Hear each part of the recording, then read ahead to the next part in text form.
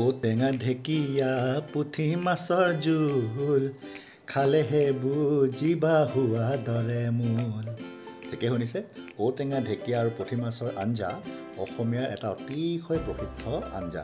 আজি আঞ্জাটো কেনেকৈ বনাব পাৰি তাকে দেখাবলৈ আপোনালোকৰ মাজলৈ লৈ আহিছোঁ ৰেচিপিটো ভিডিঅ'লৈ। আহকচোন চাওঁ। পুঠি মাছ ঢেকীয়া আৰু ঔটেঙাৰ আঞ্জা বনাবৰ কাৰণে আমাক লাগিবলগীয়া যিবোৰ সামগ্ৰী সেইবোৰ হৈছে আমাক লাগিব এটা ঔটেঙা, কেঁচা ঔটেঙা এটা লৈছিলোঁ মই। ঔটেঙাটো বাকলি গুচাই সৰু সৰু টুকুৰা টুকুৰ কৰি লৈছোঁ। ঢেকীয়া পাত কোমলীয়া আগবোৰ চাই ধুনীয়াকৈ বাছি সাজু কৰি ৰাখিছোঁ প্ৰায় দুমুঠি। এটা ডাঙৰ চাইজৰ আলু কিউব চাইজত কাটি লৈছোঁ। এয়া আমাক লাগিব পুঠি মাছ, এটা লগত গৰৈ মাছো আছে, মূলতঃ কিন্তু পুঠি মাছ গোটেইখিনি। গতিকে পুঠি মাছ ধুনীয়াকৈ বাছি পেটু কাঢ়ি লৈ আমি সাজু কৰি ৰাখিছোঁ আগতীয়াকৈ। আমাক লাগিব নিমখ, আমাক লাগিব হালধি, লাগিব জালুকৰ গুড়ি, নহৰুৰ লগত বাটি লৈছোঁ, আদা নহৰুৰ এটা বটা আৰু কেইটামান কেঁচা জলকীয়া। এইকেইটা বস্তুৱেই লাগিব, বেছি বস্তু নালাগে। আমি প্ৰথমতে এটা বইল কৰিবলগীয়া এটা পাত্ৰত আমি গেছত পাতি ল'ম আৰু ইয়াত মই 4 কাপ মুঠতে ডাঙৰ কাপৰ বহল কাপৰ 4 কাপ পানী ইয়াত মই প্ৰথমতে দি লৈছিলোঁ পানীখিনি উতল আহিবৰ কাৰণে। আপোনালোকে যিকোনো পাত্ৰত বনাব পাৰে, কেৰাহীটো বনাব পাৰে, বহুতে আচলতে প্ৰেছাৰ কুকাৰতো বনায়। আমাৰ বাইদেৱে ঘৰত মোৰ বাইদেৱে তেওঁ প্ৰেছাৰ কুকাৰত বনাই খুব ভালেই লাগে, কিন্তু আমি উতলাই বনাই ভাল পাওঁ। এইটো আমি কেৱল বইল আঞ্জা বনাবৰ কাৰণে এই পদটো ব্যৱহাৰ কৰোঁ। গতিকে এই পদটোত আমি আজিৰ এই মাছৰ আঞ্জাখন বনাম, খাই খুব ভাল লাগিছিল কিন্তু। গতিকে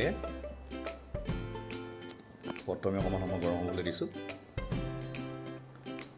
গৰম হোৱাৰ পিছতে আমি ইয়াত মই আগতে আপোনালোকক কৈছোঁ ইতিমধ্যে ডাঙৰ বহল কাপৰ 4 কাপ ইয়াত মই পানী মিলাই ল'লোঁ।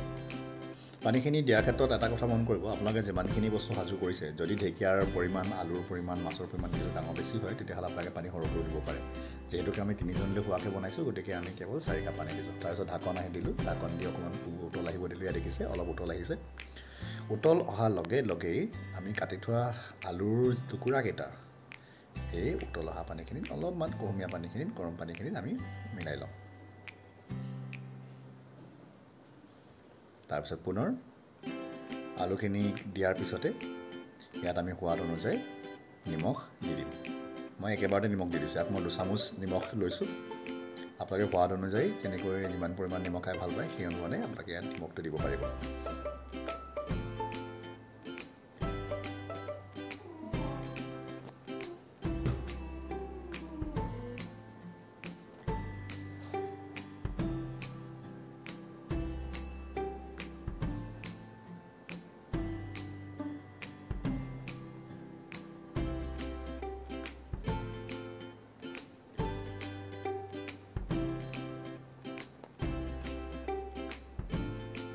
নিমখ দিয়াৰ পিছত আপোনালোকে কি কৰিব লাগিব, এই গোটেই আলুৰ আৰু নিমখৰ মিশ্ৰণটোক আমি কিছু সময় ঢাকন লগাই সিজিবলৈ দিম, অলপমান উতল আহিবলৈ দিম। আলুখিনি আগতে উতলাই ল'লে ভাল, কাৰণ ঔটেঙা দিয়াৰ পিছত আলু কেতিয়াবা কেটেলা লাগি ঠেহ পাতি আলু নিসিজো কৰে। গতিকে আমি উতল আহিব দিলোঁ। এয়া আপোনালোকে দেখিছে আলু ধুনীয়া এটা উতল আহিছে। এতিয়া আমাৰ আলুৰ লগত যিকেইটা মূল আমাৰ উপাদান সেইকেইটা আমি দিম। প্ৰথমতে আমি সৰু সৰুকৈ টুকুৰা টুকুৰকৈ ধুনীয়াকৈ কাটি লওঁ ঔটেঙাৰ টুকুৰাকেইটা আৰু উতলি থকা আলুৰ পানীখিনি মিলাই ল'ম। ঢেকীয়া এই আঞ্জাখনৰ লগত মোৰ বহু স্মৃতি আছে আচলতে। সৰুতে মোৰ এগৰাকী বৰমা আছিল। বৰমাক আমি বহুত দিনলৈকে কিন্তু নিজৰ আইতা বুলিয়ে ভাবি আছিলোঁ। বহুত পিছতে গম পাওঁ তেওঁ আচলতে মোৰ বৰমা। বৰমাই কি কৰে, আগতে বাৰীত যি শাক পাচলি পায় আনি থাকে, কেৰাহী এখনত পিছফালে আমাৰ খোলা কেৰাহী এখনত পানী উতলাই তাত নিজৰ ইচ্ছামতে শাকবোৰ মিলাই গৈ থাকে। আৰু শেষত তেওঁ গৰৈ মাছ এটা বা অকণমান আপোনাৰ পুঠি মাছ, কাৱৈ মাছ বাৰীত মানে পুখুৰীত ফাঁচি জালত যি লাগে তাকে মিলাই দিয়ে। ইমান খাবলৈ সোৱাদ হয়। এতিয়া আমি কাটি লোৱা যিখিনি ঢেকীয়া আছিল সেই ঢেকীয়াখিনি ধুনীয়াকৈ বাছি কুটি ল'লোঁ, সৰু সৰুকৈ টুকুৰা টুকুৰ কৰি থোৱা আছে। গতিকে ইয়াত কোনো ধৰণৰ নকটাকৈ আমি ইয়াত দি দিম। সাধাৰণতে কি হয়, ঢেকীয়া আপোনালোকে ধোৱাৰ পিছত যদি কাটে ঢেকীয়া পিছল হয়। গতিকে আমি সাধাৰণতে কি কৰোঁ, সেইকাৰণে বাছোঁতেই আমি চাফাকৈ বাছোঁতেই টুকুৰা টুকুৰকৈ যিমান জোখত লাগে সেই জোখত আমি আচলতে হেৰি কৰি লওঁ, কাটি থৈয়ে দিওঁ। কাৰণ এবাৰ ধোৱাৰ পিছত কিন্তু ঢেকীয়া কাটিবলৈ দিগদাৰ, পিছল হৈ যায়। তাৰপিছত এই ঢেকীয়াখিনি ভালকৈ মিলোৱাৰ পিছত ইয়াতে আমাৰ যিখিনি আমাৰ বাকী থকা মছলা আছিলে, মছলা বিশেষ নালাগে, আদা নহৰু বটা ইয়াত আমি প্ৰায় 1 চাহ চামুচ দিছোঁ। আৰু মই নহৰু আৰু জালুকৰো অকণমান বটা ইয়াত দিছোঁ। জালুকৰ পৰিমাণ আপোনালোকে বেছিকৈও দিব পাৰে দেই, আপোনালোকৰ সোৱাদ অনুযায়ী।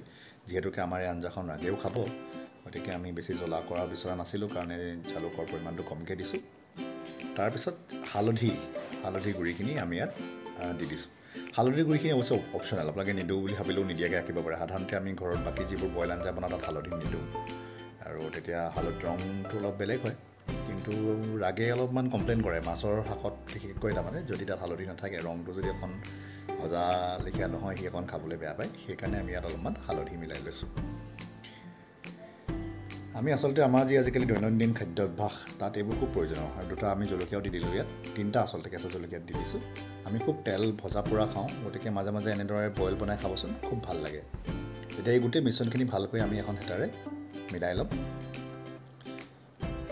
ধুনীয়াকৈ মিলাই লৈ পুনৰ অকণমান সময়ৰ কাৰণে ধৰক 5 মিনিটমান সময়ৰ কাৰণে ইয়াক আমি ঢাকন লগাই দিম এইখিনি মই ফুল ফ্লেমত ৰান্ধিছোঁ আপোনালোকক জনাই দিছোঁ এইখিনি খুব ফুল ফ্লেমত আচলতে মই ৰান্ধিছোঁ এতিয়া ঢাকনটো দাঙি চাম ধুনীয়া উতল আহিছে দেখিছে আপোনালোকে এতিয়া বঢ়িয়াকৈ উতল আহি গ'ল আৰু যিহেতুকে আমাৰ ঔটেঙাটো কোমলীয়া আৰু আলুখিনি আমি আগতে অকণ বইল কৰি লৈছিলোঁ গতিকে প্ৰায় আমাৰ সি সাজু হোৱাৰ দৰে এতিয়া বাছি ৰখা পুঠি মাছৰ মই ইয়াত সৰু বাতি এটাত এবাতি পুঠি মাছ লৈছোঁ গোটেই পুঠি মাছখিনি ইয়াত নাই দিয়া বেছিকৈ দিলেও খাবলৈ সোৱাদটো বেয়া হয় তথাপিতো মই ধৰক ইয়াত 200 গ্ৰামমানৰ আচলতে মই 150 গ্ৰামমানৰ ইয়াত মই পুঠি মাছ ব্যৱহাৰ কৰিছোঁ এই মাছখিনি ধুনীয়াকৈ ইয়াত দিলোঁ দিয়াৰ পিছত এই মিশ্ৰণখিনি পুনৰাই অকণমান মিলাই দিম বেছিকৈ হেতাখন নচলাব নহ'লে পুঠি মাছটো ভাগি যাব মাছটো ভাগি গ'লে আকৌ খাবলৈ সোৱাদ নালাগে অলপ মানে মাছ লিখিয়াকৈ চুবাবলৈ পাব লাগে এতিয়া আকৌ পুনৰ ঢাকন লগাই আমি আকৌ ইয়াক প্ৰায় 7 মিনিটমান সময়ৰ কাৰণে মিডিয়াম ফ্লেমত ইয়াক উতলাই ল'ম এতিয়া চাওক ধুনীয়াকৈ উতল আহিছে ঢেকীয়াখিনিও ভাল ধৰণে সিজি গৈছে আমাৰ প্ৰায় সাজু হোৱাৰ দৰে হৈছে এতিয়া আমি খাবই পাৰিম অলপ পিছত গতিকে পুনৰ ধুনীয়াকৈ ইয়াক আমি উতল অহাৰ পিছত এবাৰ নিজে ভাঙি চাইছোঁ মই ঔটেঙাৰ পিচটো অকণমান ভাঙি চালোঁ আলু তেনেকৈ ভাঙি চালোঁ গতিকে প্ৰায় সাজু হোৱাৰ দৰে হৈছে তথাপিতো আমি পুনৰ ঢাকন লগাই ইয়াক আমি মুঠতে আৰু 5 পৰা 7 মিনিট সময় এনেকৈ ঢাকন লগাই আমি ইয়াক সিজিবলৈ দিম মন কৰিব এই গোটেই প্ৰচেছটো আচলতে হওঁতে যদি আপোনালোকে মিডিয়াম ফ্লেমত আৰু ফুল ফ্লেমত মিলাই পিনে ৰান্ধে 15-20 মিনিটত আঞ্জাটো সাজু হৈ যায় মোৰ গোটেইখিনি কৰোঁতে কিন্তু 25 মিনিটমান সময় লাগিল এতিয়া এয়া আঞ্জাটো প্ৰায় ধুনীয়াকৈ উতল আহিল আমাৰ প্ৰায় সাজু হৈছে এতিয়া ইয়াত আমি অলপমান ধনিয়া পাত মিলাই দিম এই ধনিয়া পাতখিনি মোৰ শ্ৰীমতীয়ে তেওঁ আপোনাৰ মাছৰ কাৰ্টুনত কৰা এই ধনিয়া পাতখিনি ইয়াত ধুনীয়াকৈ আমি মিলাই ল'ম ইয়াত দুটা কথা হ'ব পাৰে আপোনালোকে ধনিয়া যদি দিবলৈ বেয়া পায় তেনেহ'লে আপোনালোকে ইয়াত মান ধনিয়া বা নগা ধনিয়া বুলি যিটো আমি কওঁ নগা ধনিয়াও ব্যৱহাৰ কৰিব পাৰে নগা ধনিয়াৰ যিটো ফ্লেভাৰ তাৰ যিটো গোন্ধ খুব ধুনীয়া আৰু শাকখনৰ সোৱাদটো বহুত বেলেগ কৰি পেলায় আমাৰ ঘৰত দেউতাই বৰ ধুনীয়া মানে ঢেকীয়া আপোনাৰ পুঠি মাছৰ ঔটেঙাৰ জোল ৰান্ধে কিন্তু দেই আৰু তেখেতৰ হাতৰ জোলখনৰ সোৱাদটো অলপ বেলেগ হয় কাৰণ তেওঁ মাটিৰ কেৰাহীত জুইত বনায় আৰু গেছত বনোৱা সোৱাদটো মাটিৰ কেৰাহীৰ আৰু জুইৰ সোৱাদটোৰ লগত কেতিয়াও নিমিলে তথাপিতো আমাৰ এই আঞ্জাখন কিন্তু আজি খাবলৈ সঁচাকৈ ভাল হৈছিল এই ধনিয়াখিনি ভালকৈ মিলাই লোৱাৰ পিছত ইয়াক আমি আকৌ এনেকৈ প্ৰায় 3 মিনিটমান সময় ঢাকন নলগাকৈ সিজিবলৈ দিলোঁ চাওক ধুনীয়া এটা ৰং ঔটেঙাৰ ধুনীয়া ৰং এটা আহিছেই গতিকে আমাৰ খাবলৈ সাজু হৈ গৈছে ঔটেঙা ঢেকীয়া আৰু পুঠি মাছৰ জোল অতি সুন্দৰ কম সময়ত কোনো ধৰণৰ মা মছলা ব্যৱহাৰ নকৰাকৈ তেল ব্যৱহাৰ নকৰাকৈ আমি বনাব পাৰোঁ প্ৰস্তুত কৰিব পাৰোঁ স্বাস্থ্যৰ কাৰণে খুবেই ভাল